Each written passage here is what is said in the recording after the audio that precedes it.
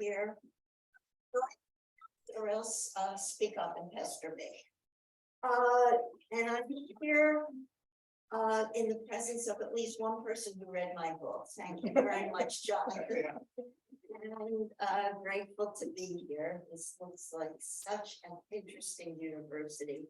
I wish I could spend more time here. But gotta go back home.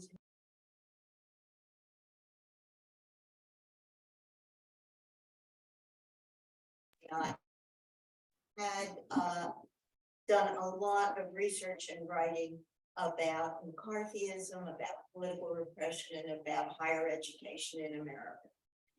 And so one of these people that whenever something comes up like the Patriot Act back after 9/11, I get a whole bunch of phone calls from journalists, from other academics, and a lot from my friends saying, hey, Ellen, is what's going on today similar to McCarthyism or not?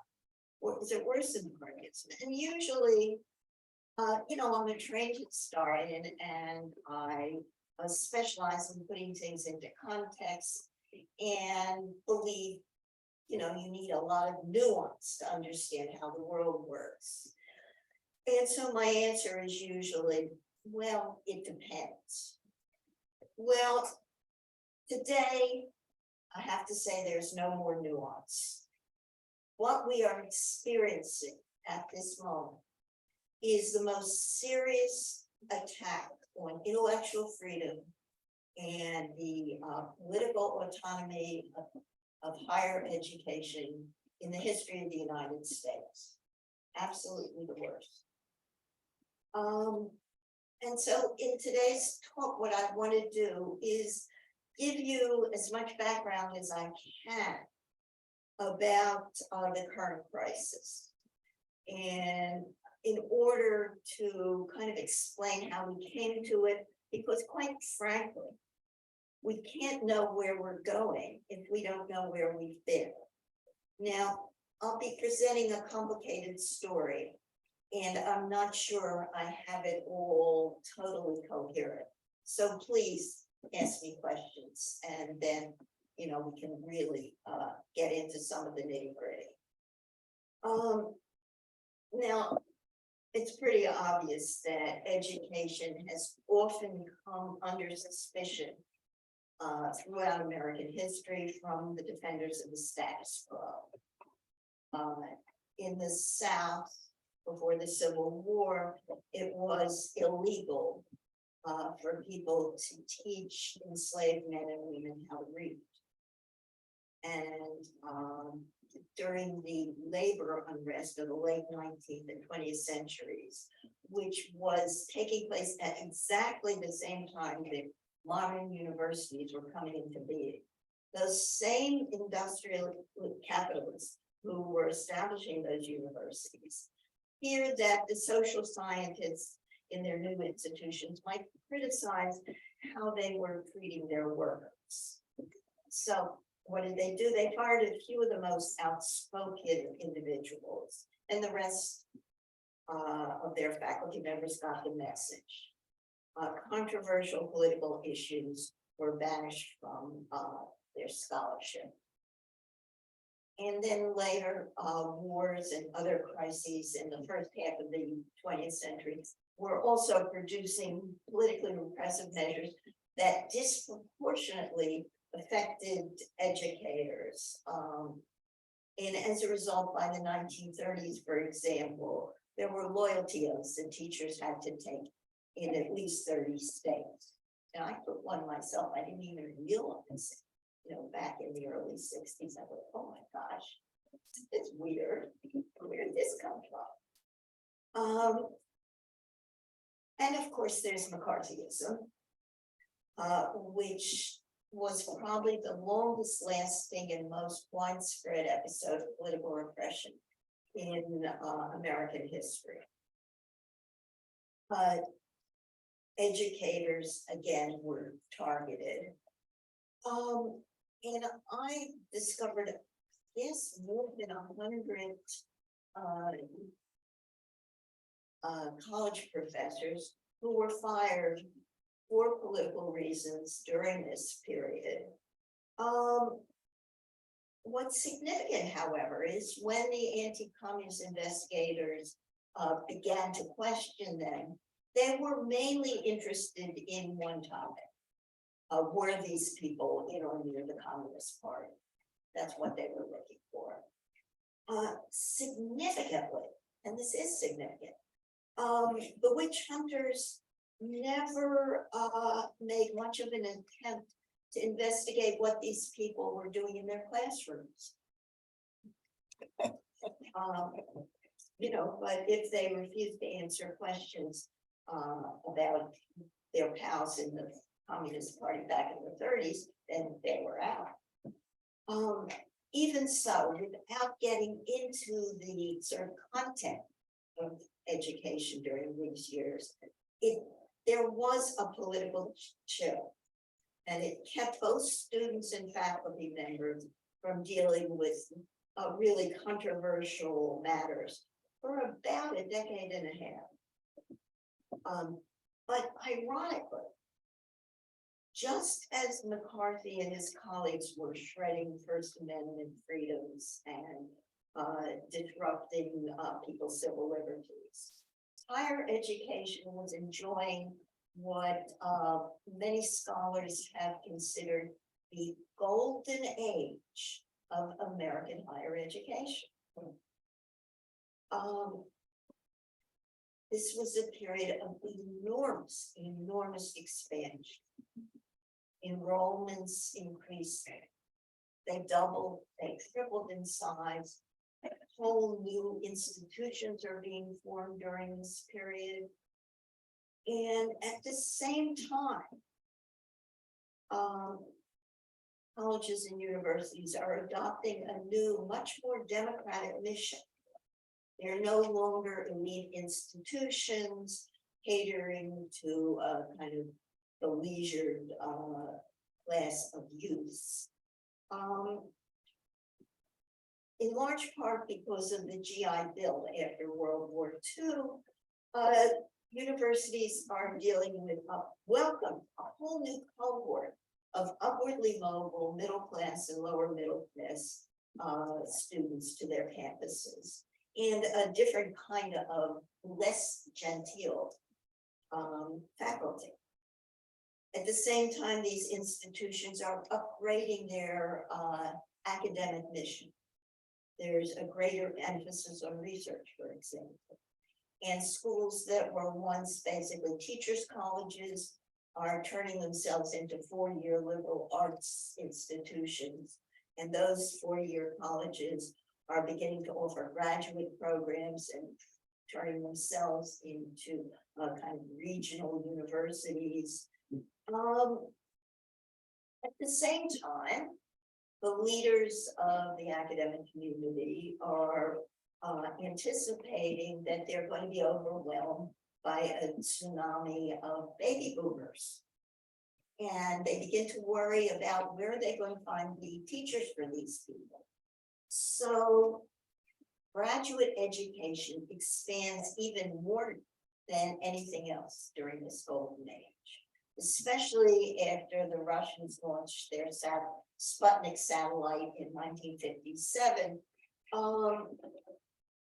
Higher education and graduate studies is the place to be. They're throwing money on this generation. They're absolutely throwing money at us. They're so desperate for warm bodies with graduate training that they're even recruiting women. Literally. And all of us are just thrilled. We take that money and we love it because the university is the place to be, especially during this sort of golden age, the peak of the golden age from about 57 through till 64. And the Academy, thank you, John F. Kennedy and the New Frontier, the Academy has enormous prestige. Little did we know that it would never again enjoy such universal esteem. But things were going to change. And by the late 1950s and early 60s, the McCarthy era children had begun to recede. Political activities were returning to American campuses. And at schools like Wisconsin, Berkeley, City University, Brandeis, younger faculty members and graduate students were beginning to become active on the left. They studied Marxism sometimes. They protested against nuclear weapons. They supported the Cuban Revolution. And above all, and I can't emphasize this enough, they participated in one way or another in the civil rights movement. And then on October 1st, 1964, does anybody know what happened? It's the date when the student movement began, when all of a sudden the United States public becomes aware that something is going on American campuses. And what it was several thousand students at Berkeley sitting down around a police car that was holding a civil rights activist who they had just arrested for defying a university regulation for recruiting students on campus for off-campus political activities. Berkeley, it turned out, was more politically repressive than almost any other major campus in the United States. And this was the moment when the student movement was essentially, officially baptized, shall we say. Within a few months, Lyndon Johnson had escalated the conflict in Vietnam. Faculty members around the country held teachings. This was a brand new institution, brand new tactic. They decided that they would educate themselves and then educate their colleagues, educate their students, and hopefully even the American people about what was going on in Vietnam, why it was wrong, and why they should do something to stop it. Students then became concerned about the draft and began to mount protests against that. They also became concerned about the fact that their universities were complicit in one way or another with the war machine. For example, they were doing military-related research on campus, or they were allowing major defense industries to recruit students or carry on recruiting interviews on campus. African-American students who had been largely barred from majority white institutions in the North until the civil rights movement. I mean, essentially American higher education was pretty much segregated until the mid-60s. These students began to demand more support from those schools that had admitted them and had no idea what to do with them. Actually, the largest protest during the height of the 1960s occurred not for political reasons so much, and were mainly conducted by rather apolitical students who resented the restrictions of their institutions on their own social activities, such things as dress codes, and the parental rules that required female students to be back in their dorms by, say, 9 o'clock at night. This was completely unprecedented what was happening. Students were making political demands on their universities and colleges for the first time ever in American history. And nobody, including the students themselves, knew quite what was going on. These protests were initially peaceful. I can remember carrying a picket sign against the war in Vietnam when Lyndon Johnson came to the campus where my husband was teaching. And there I am with my baby in the stroller and my picket sign. Quite easy.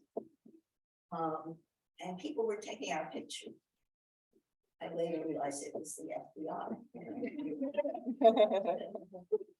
That was nice. I was all dressed up, it was fun. But as the war continued, and as college and university administrators were essentially ignoring the students' not particularly unreasonable demands, the protests sometimes became more disruptive as students engaged in such nonviolent measures of civil disobedience, like taking over the dean's office. And here you are.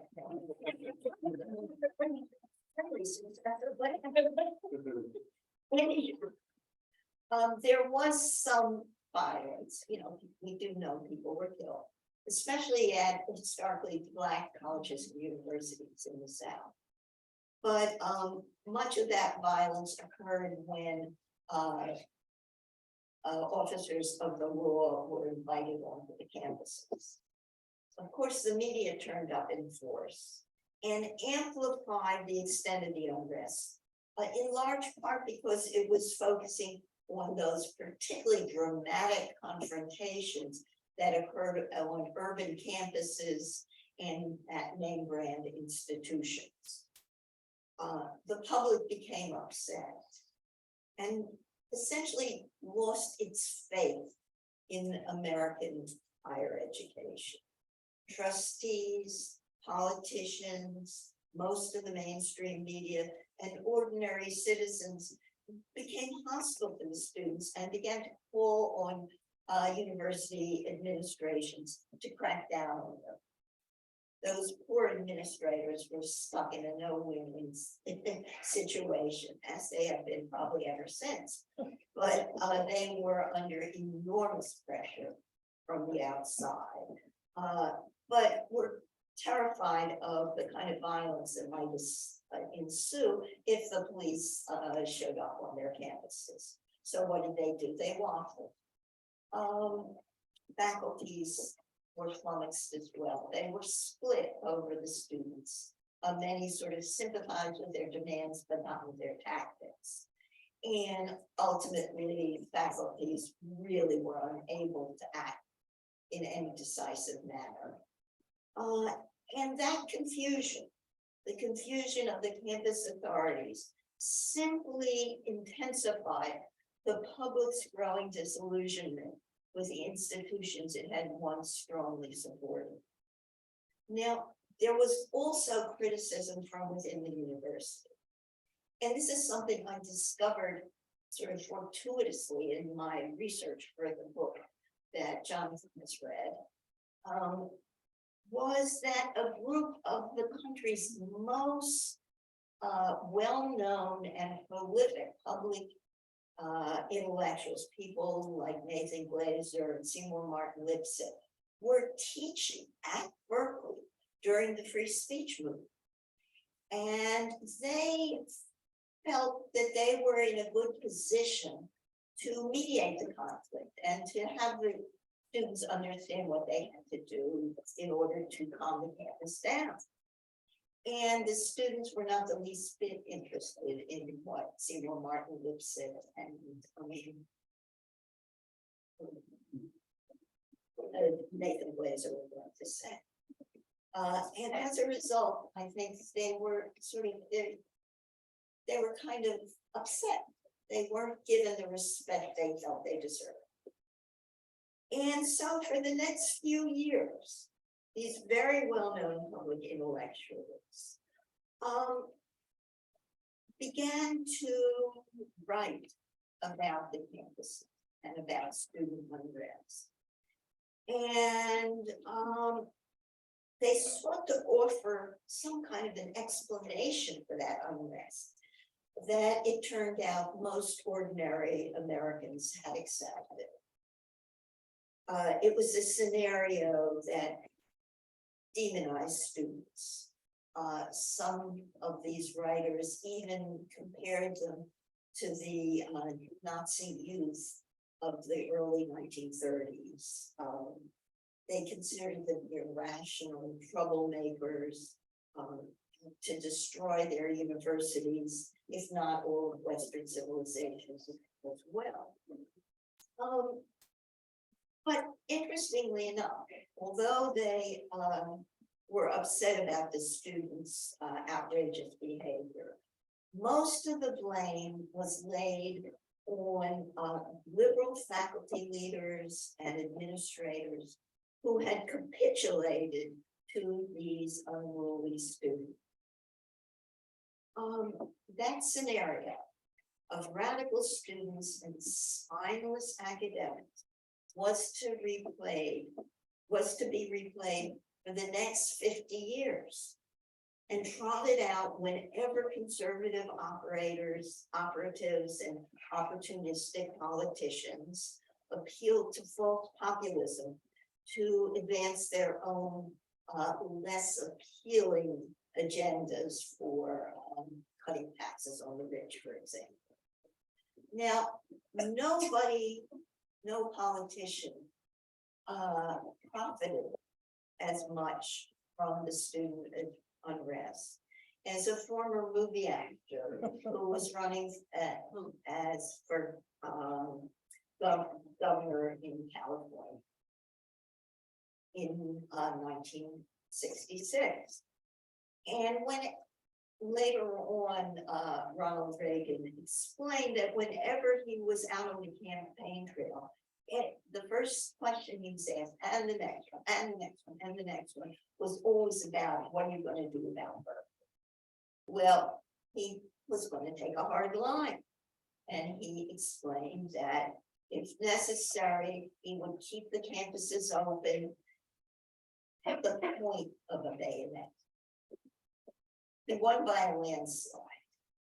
It was clear that California's voters approved of that hardline approach, and politicians everywhere took notice.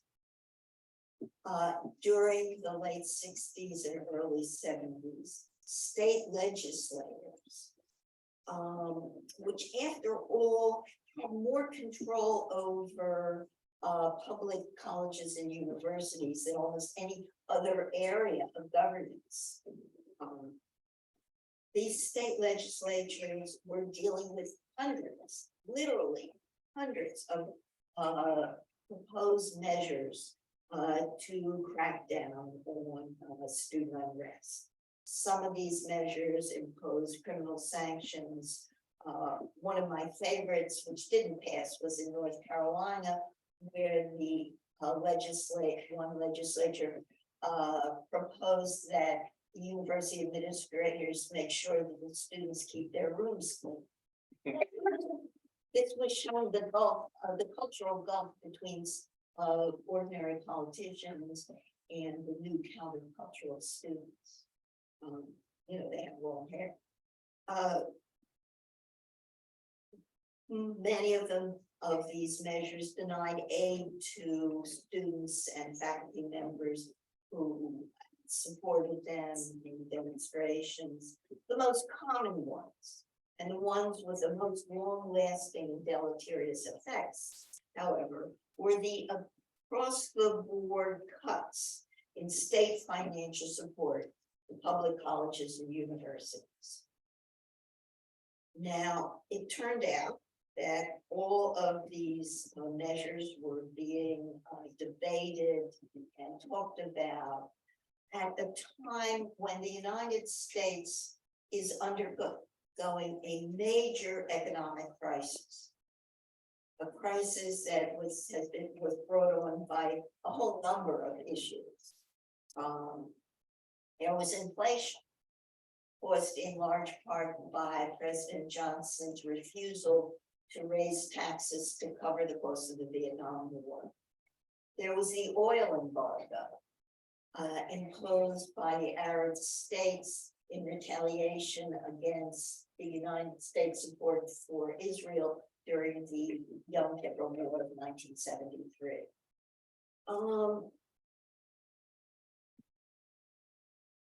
there was also, and obviously this took place gradually over a period of decades, a major change in the structure of the American economy in response to an unprecedented amount of foreign competition after the Second World War, that major corporations were responding to by cutting their labor costs, by sending manufacturing jobs out of the country. And the deindustrialization that occurred eliminated much of the well-paid unionized jobs that had been providing a secure middle-class standard of living for men, mostly white men, who did not have a college degree. Now, these changes had a major impact on American higher education, because even as it was being punished for the student unrest of the 1960s, it was also seen as the main vehicle for social mobility.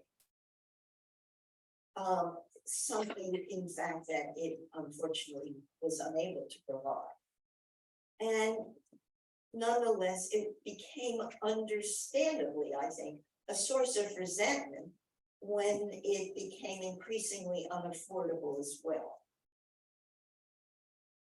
By the 1970s or so, much of higher education, for these reasons and for some other ones as well, was entering an era of austerity.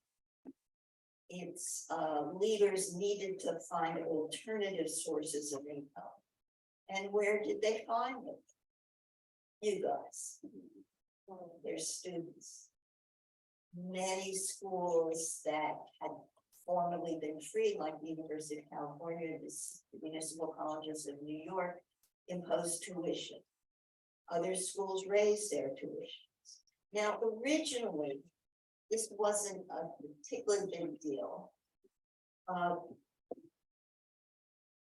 Tuitions were still relatively affordable, and the federal government had begun a program of student loans. Of course, nobody realized at the time that it would create $1.6 trillion, $1.6 trillion of student debt that was to hang over the futures of so many students, graduates, and their families.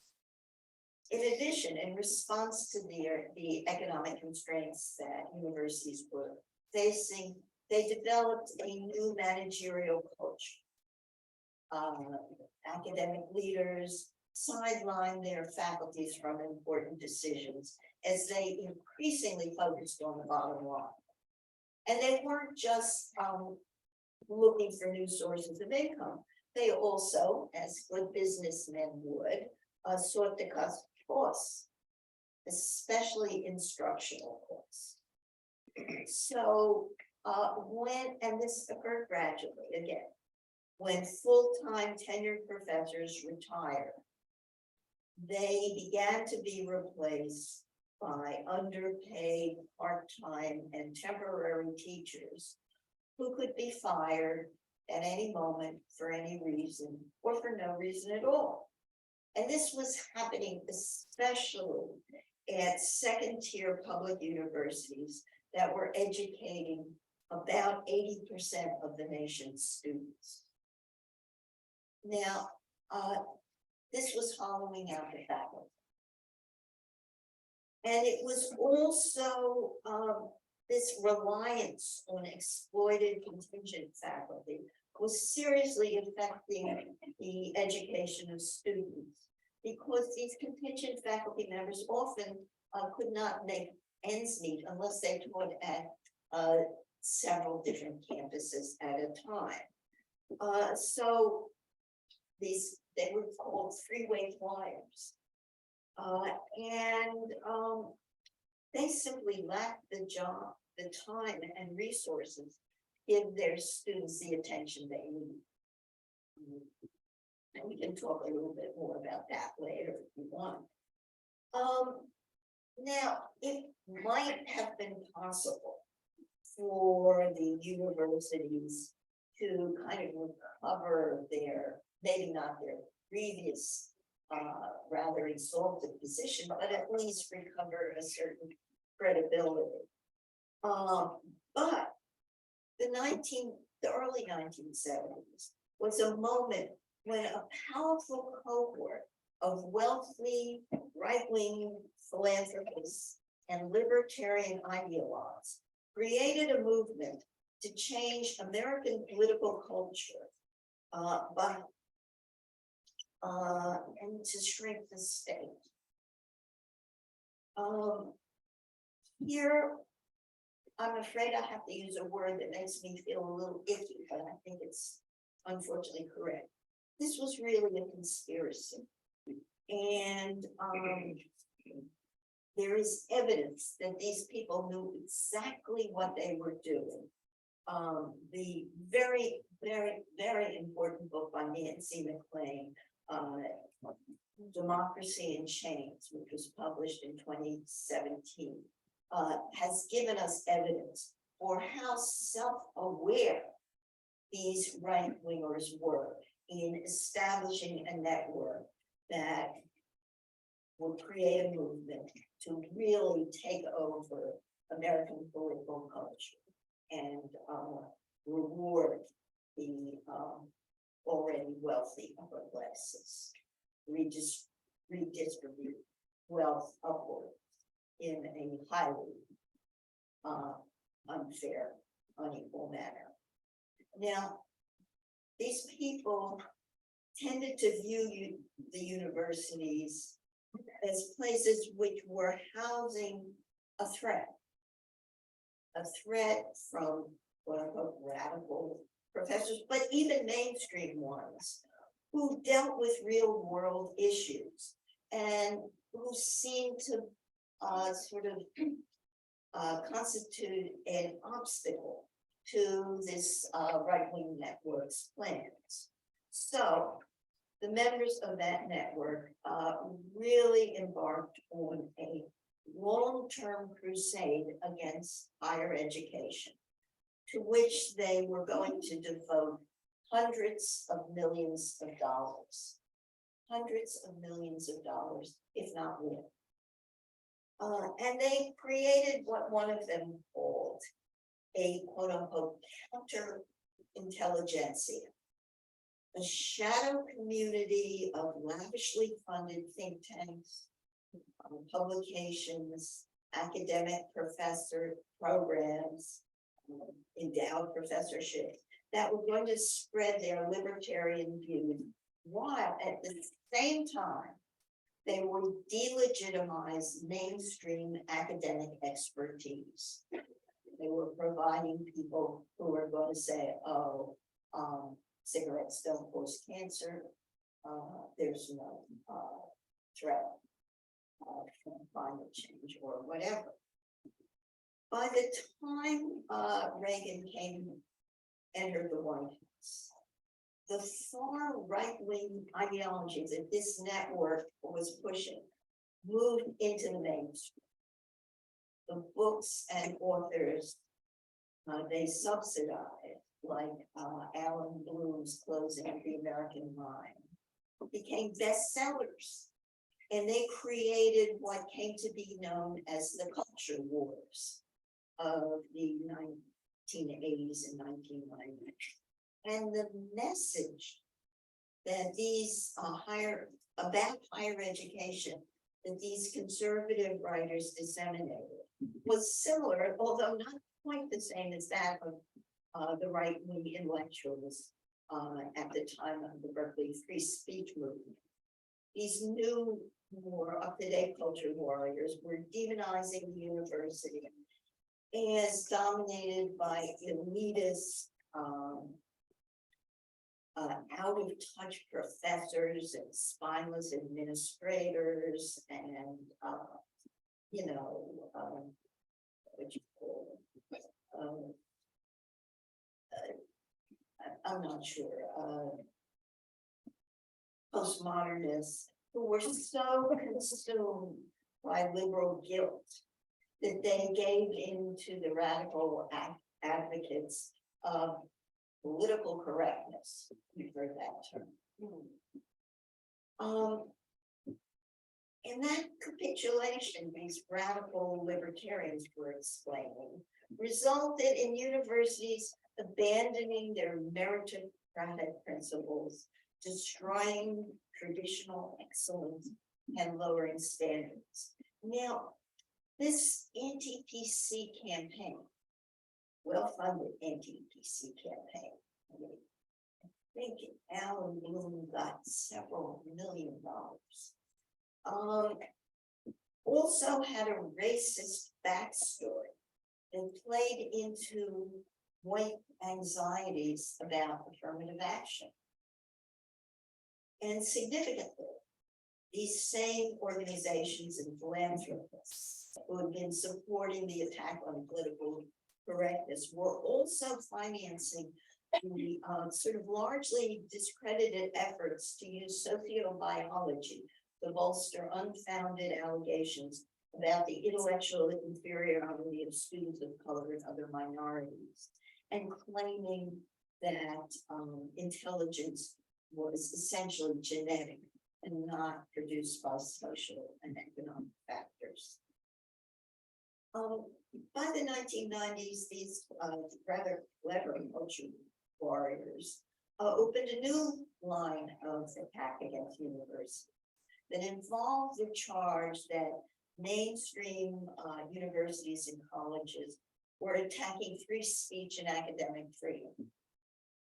This was the result of incidents that occurred when right-wing operatives brought outrageously provocative speakers to campuses and then charged that their rights were being violated when troubles occurred. But, you know, there is really no constitutional or educational obligation to let bigots spew hate speech at a college or university. Nonetheless, this rather cynical but very clever tactic caused problems for the academic community because of its long-term veneration for free speech. You know, it's really a problem. Its leaders had been unable over the years to define academic freedom in a way that can convince ordinary Americans that it is something of value. I mean, this is a big hole in the literature as far as I can find. I can talk about this if you want, but there is not a very convincing story out there. And especially because the way that academic freedom has been treated as a sort of procedural measure that also defends tenure. It ensures a lot of populist opposition. Anyhow, these decades of anti-intellectual propaganda have paid off. All too many Americans have bought into the lies and the exaggerations that were occurring just at the time when the university was so weakened by austerity, so divided politically, and so unpopular with the American public that it seemed unable to defend itself. But as last week's election returns sort of revealed, there are some encouraging signs. When faculty members, students, and administrators engage in collective action against opportunistic politicians and their attempts to dictate the content of higher education and impose their own political agendas on the nation's classrooms, they can win, and they have sometimes. For example, the most promising pushback that I have seen against the current campaign of anti-CRT and divisive concepts legislation has been a campaign that was begun by the African American Policy Forum, which was an organization run or sort of led by Kimberly Crenshaw. And what it was doing was trying to encourage faculty senates to pass resolutions against these measures, these very repressive measures, and then have their administrations support them. You know, because after all university administrators do support academic freedom. And so this was just saying, well, don't you support academic freedom? Well, of course. Okay. So anyhow, it was a campaign that I think still may be going on, but it did, the organizers targeted the main flagship public universities in each state, and got about 50 of these faculty senates passing these resolutions. For example, at the University of Colorado, the entire Colorado University system, the faculty senate passed one of these resolutions just at the moment when the trustees were about to impose one of these anti-CRT bans, and the trustees voted it down. So what we're seeing is that even though we don't, those of us who care about academic freedom, we can figure out what it is. We may not have the reactionary billionaires on our side, but we do have the numbers and we do have the truth. Now, it may take years and it may take a lot of work, but we have no alternative if we want to preserve our institutions of higher learning. And that's really what's at stake.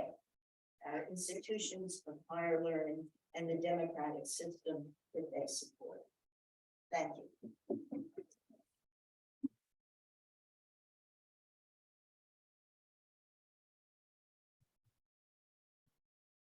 Okay, so we'll turn it over to questions. Yes. Hi, I'm Mike Roberts. I'm a professor of sociology. My question has to do with libertarianism. I did my PhD at the City University of New York. I studied with Stanley Lonowitz, and his partner at the time, Ellen Willis, who was a writer for the Village Voice, she wrote a piece called "Their Libertarianism and Ours." And her argument was that the left shouldn't give up on the term libertarian, that there's a tradition on the left that's libertarian, and that if we're talking about questions of academic freedom, it leads to the larger, bigger question about freedom. And anyway, she wrote that piece, I think in the early 90s. And as a graduate student, it kind of opened my eyes a lot about that, because I just thought all libertarians were, you know, that. And now with the, it seems like libertarianism has a new spin with the tech giant guys, all the, you know, Elon Musk and all those scumbags.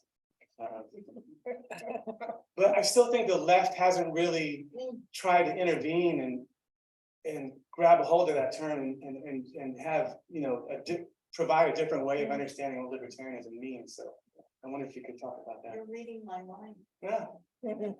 Seriously, I mean, I keep thinking, how would you like to write about it? Because what strikes me is, you know, I was in the civil rights movement. I even was a member of SNCC, sort of. And you know what SNCC was?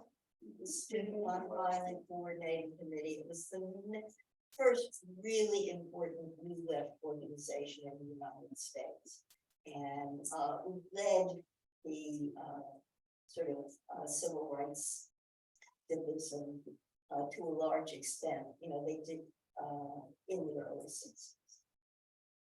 Anyhow, the civil rights movement was motivated by the idea of freedom. freedom was something that was on the left.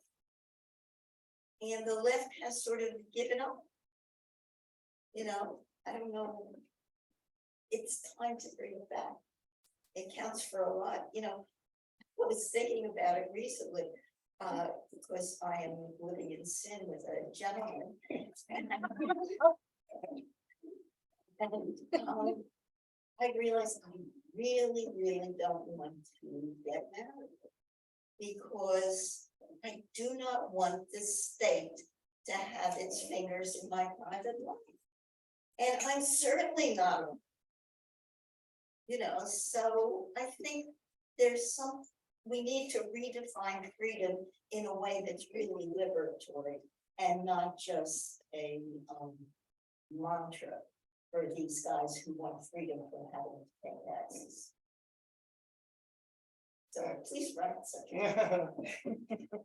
That's it. Yeah, hi, I'm Lata Varadarajan. I'm in political science underscore. I have a version of Mike's question. I know that there are some people who believe in a leftist notion of libertarianism, but I guess my question is, forget libertarianism, what does being left even mean today in academia and in politics? You're talking, you spoke about SNCC and you said the new left. I would contend we have still not come to terms with the old left, let alone the new left. And it seems to me that given the context of not just American politics, but global politics at large, what constitutes the left today, at least in mainstream politics, is very much to the right of, the Democratic Party today is not the party of FDR and not even of Lyndon Johnson. They're so far to the right that Richard Nixon might consider them to the right of him. So, we know that we can safely say that many of us who do not identify with the right, we can identify the Elon Musks and the Jeff Bezos and the Peter Thiels and all the unmentionables, right? We know we can, but what does it mean to be left? And I do think, especially with the question of academic freedom and freedom of speech, which may or may not be the same, there is, I do think there is a critique from the left, which can be articulated, but if the left itself is identified with a certain notion of Democratic Party politics, then it is very easy to dismiss any critique. So I guess my larger question is, as someone who has been both a participant in political struggles and also someone who has written at length about it, how would you see what the left itself has been? Well, that's It's a big How long do we have? No, it's really easy to say what we're against, what product is against, but it's so disorganized today. So incredibly disorganized,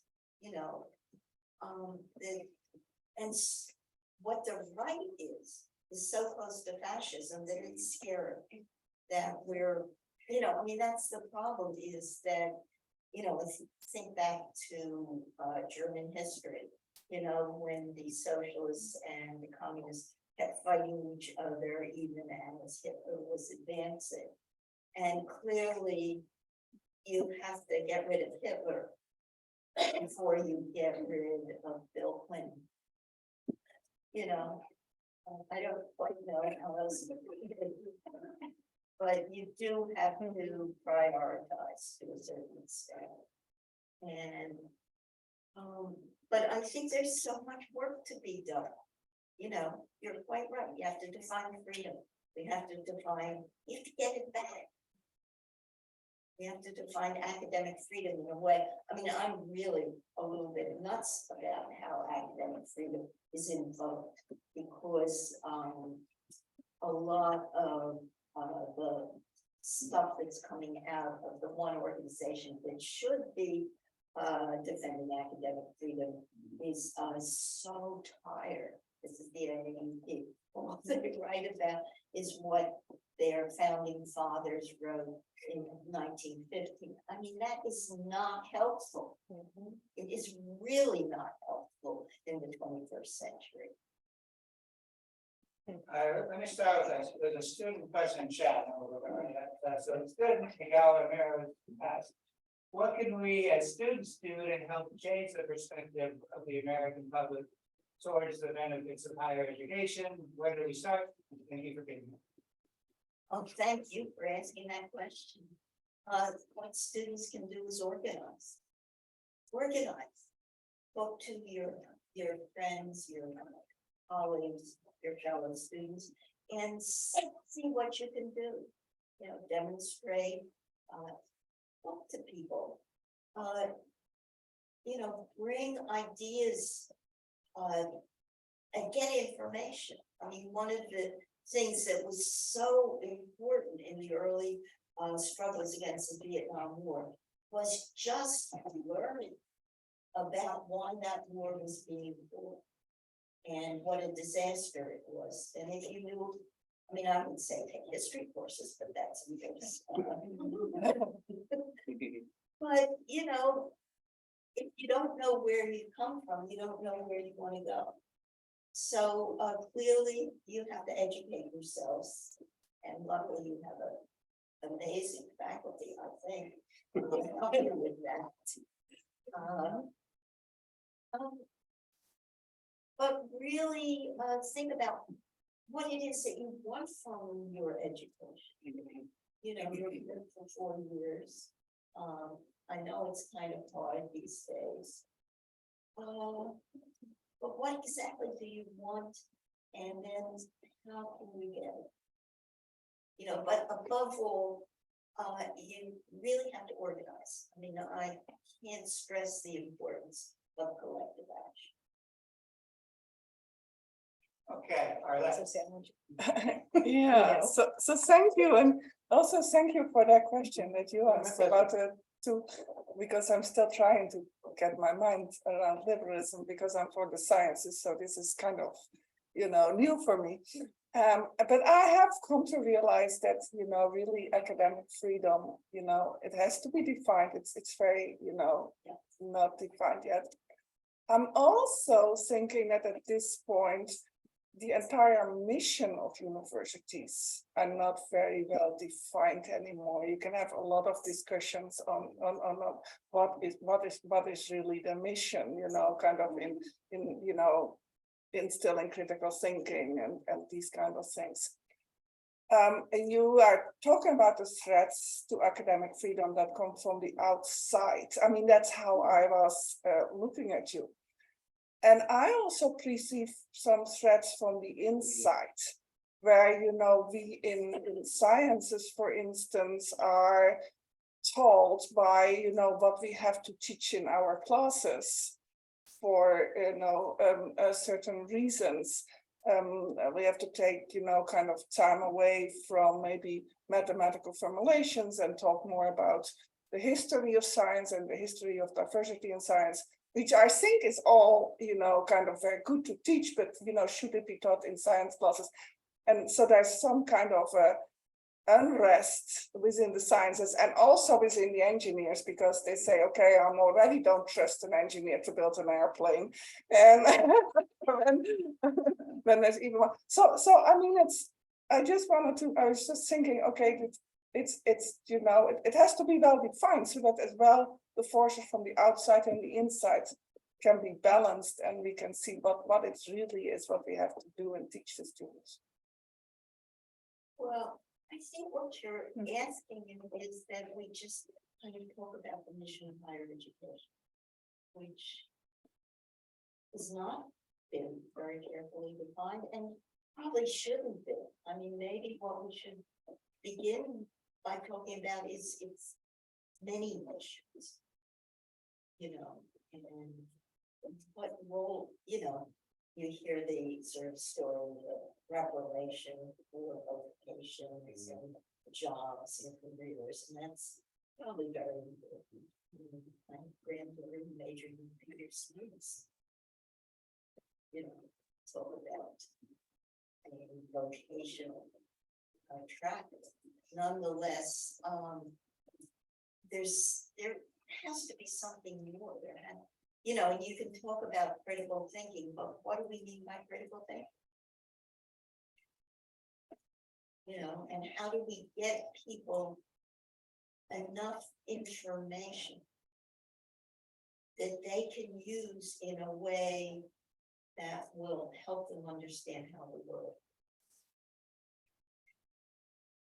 You know, and in that respect, I think, you know, maybe because I'm so old at this point, I sometimes get a little bit nostalgic about the undergraduate education I had, where, you know, you had to take so many general education courses, and you had to really learn this and learn that. Most of those courses weren't very good, but that was because I was at a school that didn't care about its students. But anyhow, I think there is something to be said, not about that everybody has to read St. Augustine and Plato. But, well, you're a student of St. Augustine. Yeah. You know, Narrower space. he was believed that very strongly that, you know, it's sort of working-based universities especially to teach these classes. You know, I think almost anything can provide some education. Yeah, I thought more about maybe independent thinking instead of critical thinking, and that can be taught in every context. We'll let the student jump, then Peter, but we'll let you jump. Progressive principal student jump. Thank you. Yeah, my name's Augie. Thank you for being here. My question is about McCarthyism. I was wondering if you think we've like broken through that yet, because it's still like socialism and communism are still used as like scare words and buzzwords, even on like the so-called left networks, like MSNBC, CNN, they'll still freak out about it. So I wonder what you're thinking. Right. Yeah, I guess I use the word McCarthyism in a very specific historical sense. In other words, I'm thinking of the anti-communist political repression of the early 20s. And that, you know, anti-left, anti-socialism, anti-communism certainly predates that. You know, hysteria about anarchists in the late 19th century. So I guess you're not really asking about McCarthyism so much as you are about why it is that these terms, which nobody really understands as well, you know, okay, you define socialism, you know.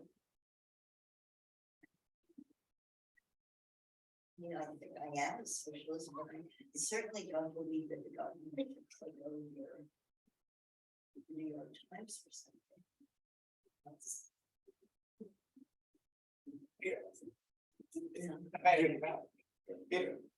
Thank you. You have outlined in excellent detail the attack on freedom of speech that comes from the right. That's clearly there. Do you think that there is an attack on academic freedom and freedom of speech from the left?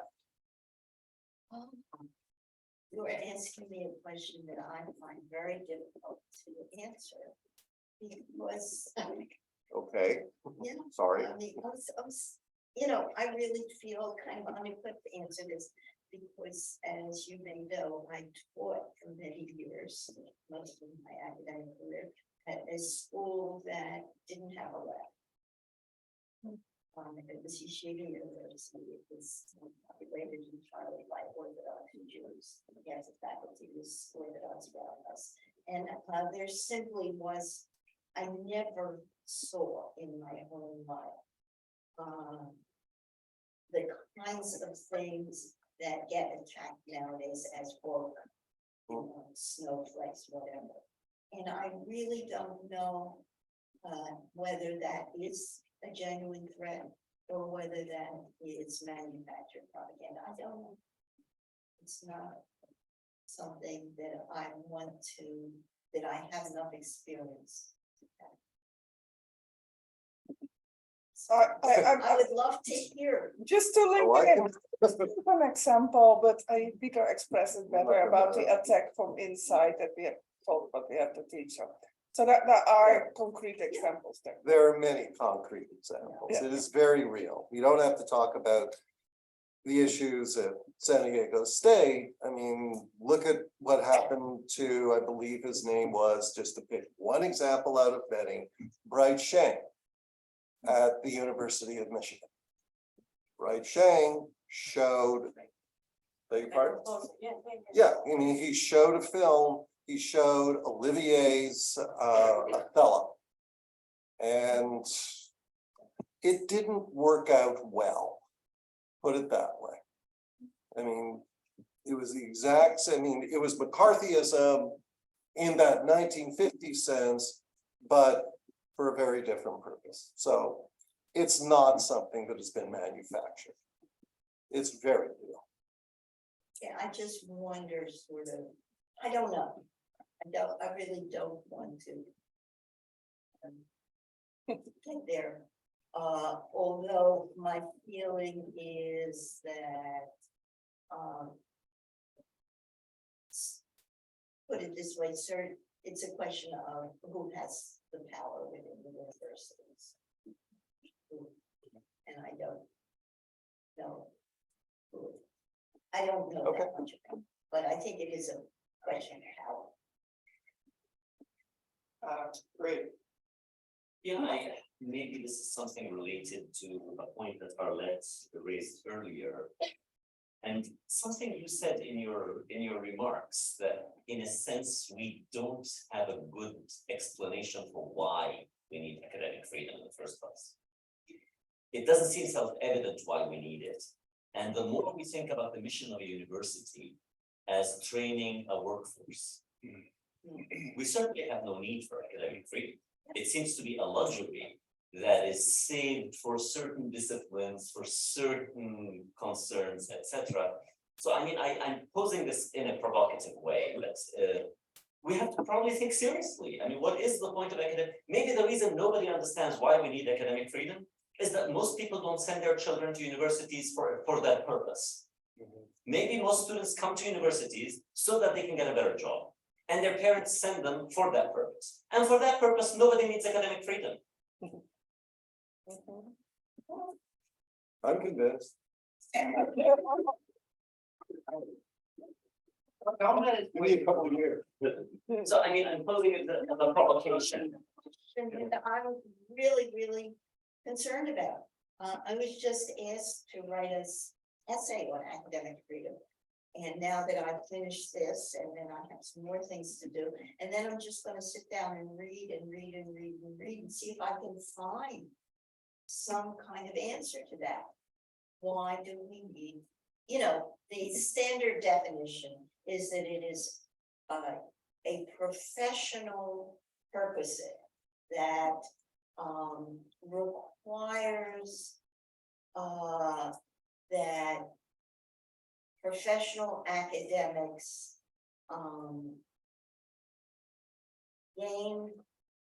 be measured and gain credibility in their work through being vetted by their peers. That it's a collective professional privilege that ensures that outsiders don't come in and dictate what they think is the truth, but rather that it's and this, I think, is a kind of the standard definition of academic freedom, but I don't think it's quite enough. I don't think it has any really positive nature to it. It's just sort of saying, we don't want outsiders telling us what to teach. And that just doesn't seem to be something that is convincing. You know, doesn't, who, and I don't know what would be. And you may be right, I mean, maybe all we need are vocational schools, I don't think so. I don't want to be arrested. You know, Please don't. He would be out of the. Everyone's tenure, you're okay with that. There are vocational schools, what's he gonna teach? Explain to him.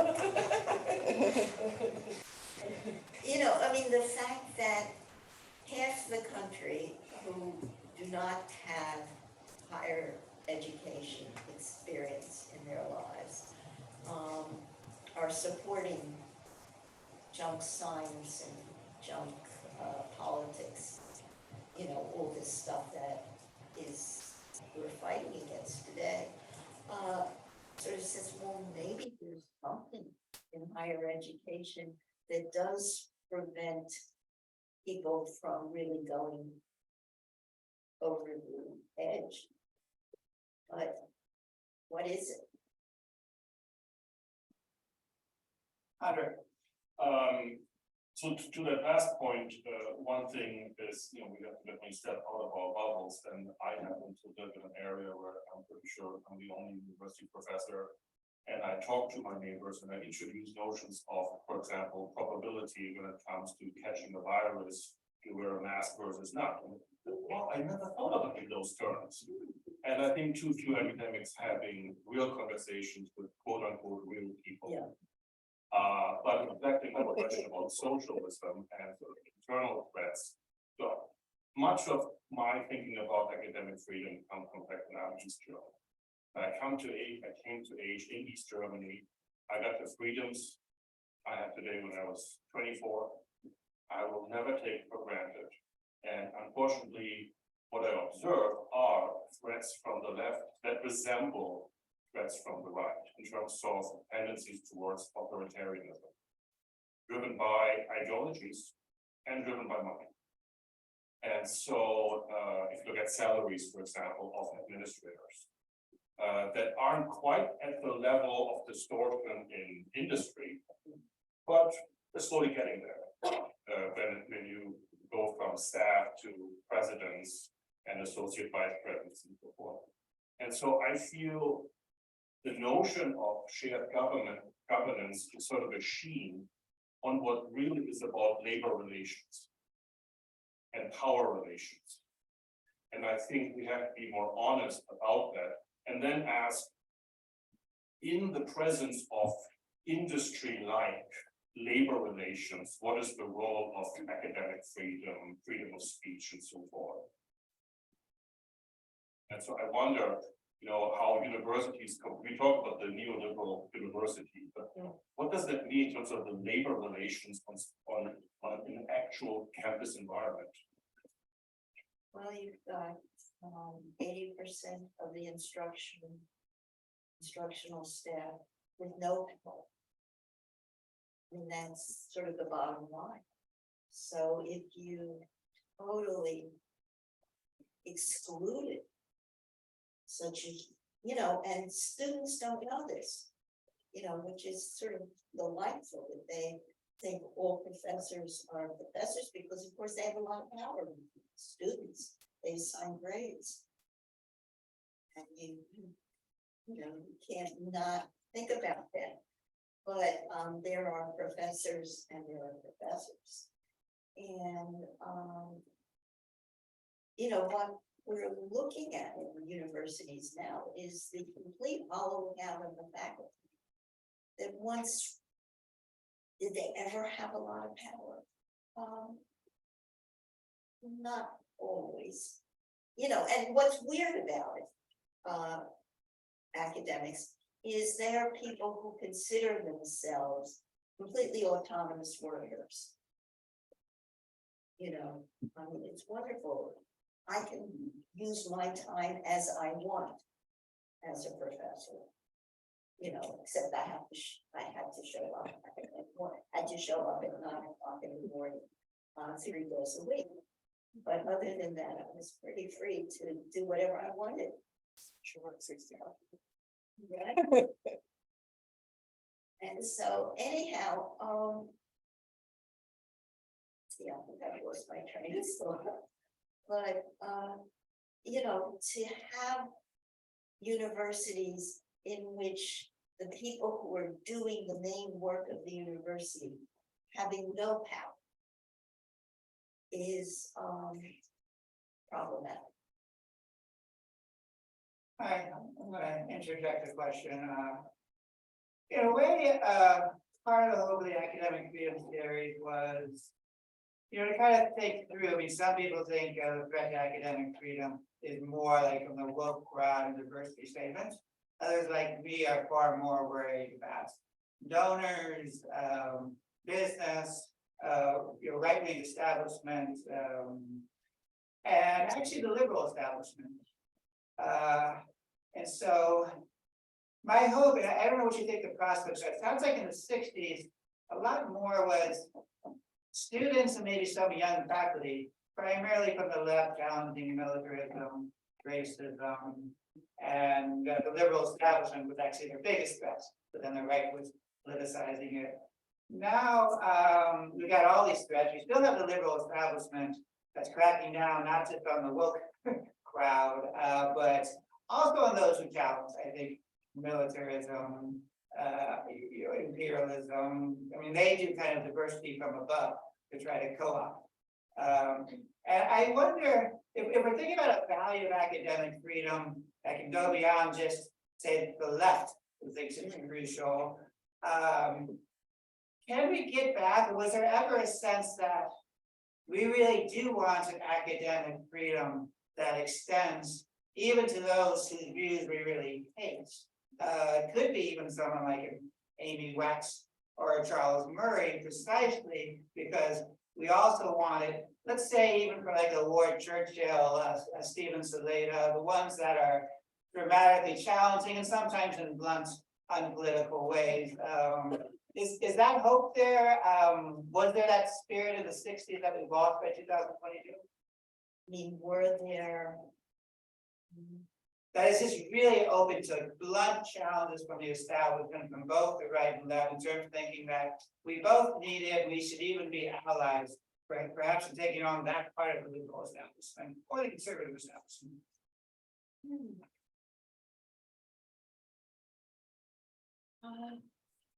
You know, there never was real academic freedom.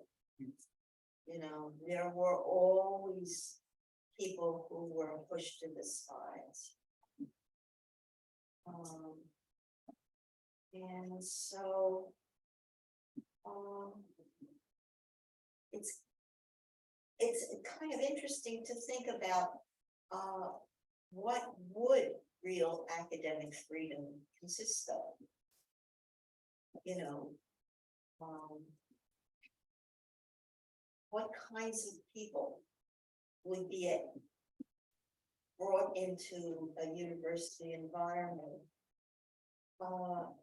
You know, we know that there are places, I forget the guy's name, who was some kind of Nobel Prize shopper. Yeah, you know, who was some kind of genius engineer or something, who had horrible views about everything. But he was allowed to stay on campus because he was a major figure in whatever it was he was doing.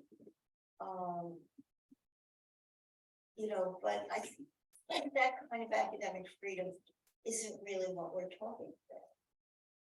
I mean, I think it's much more, I guess, talking about power. And academic institutions have power, institutional power.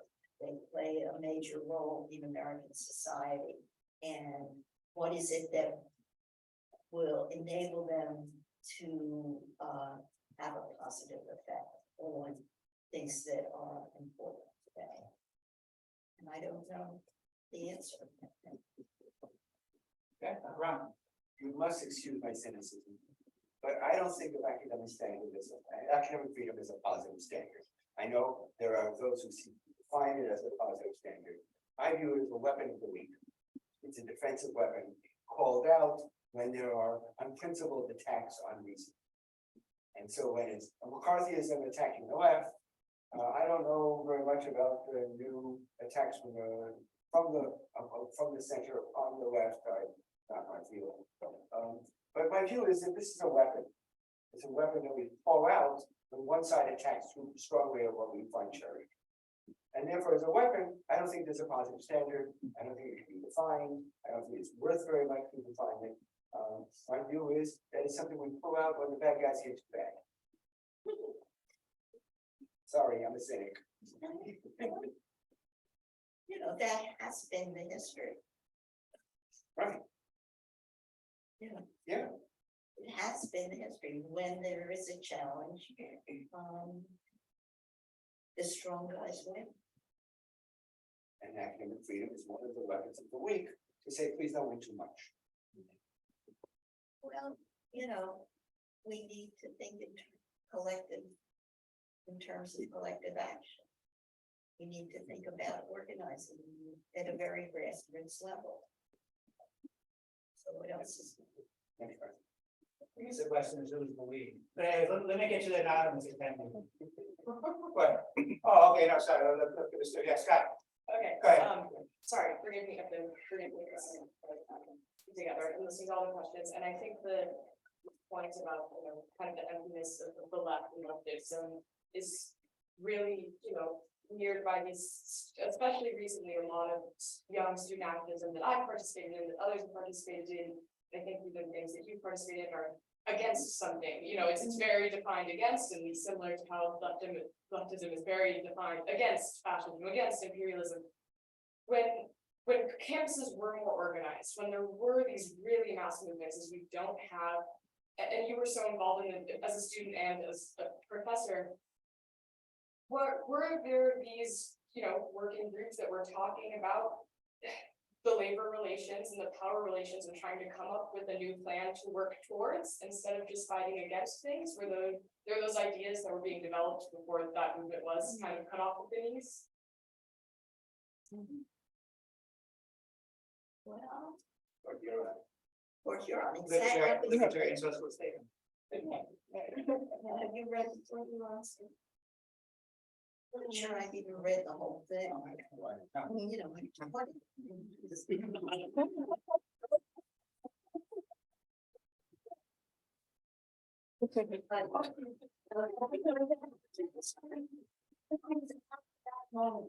This is the early 60s.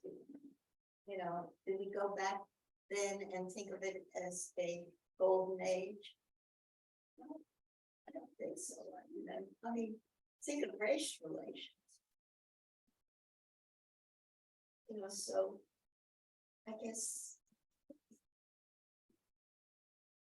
you can get very simple about a lot of things, you know, and end up, you know, sometimes terrifying, disillusioned conservative and it's really hard. No, actually, whenever that happens, for some reason, my ex-husband gave my son a subscription to the National Review.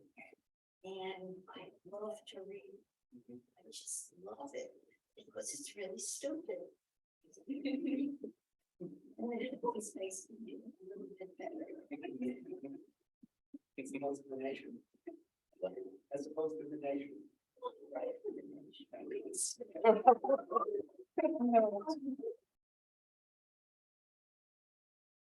He's there.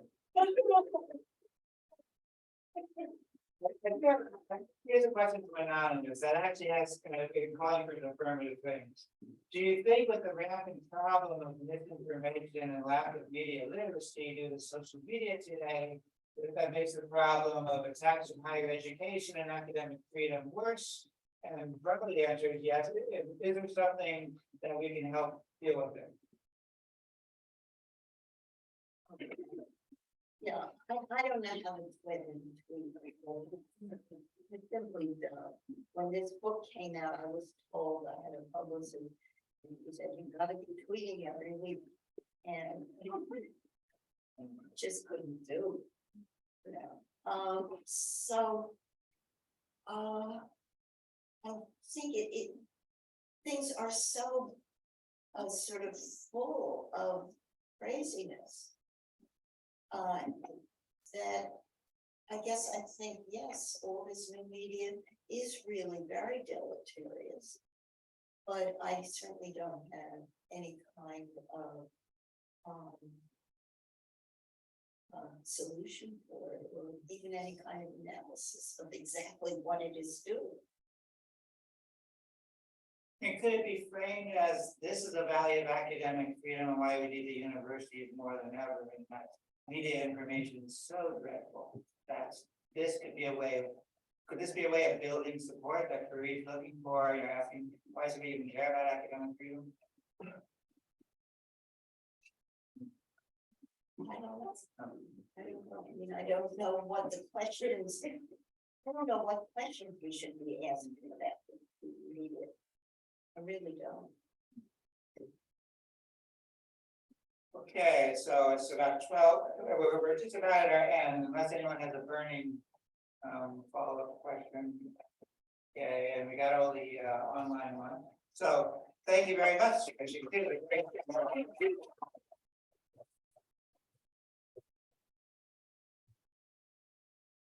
Did you ever get the picture from the FBI? In the carriage.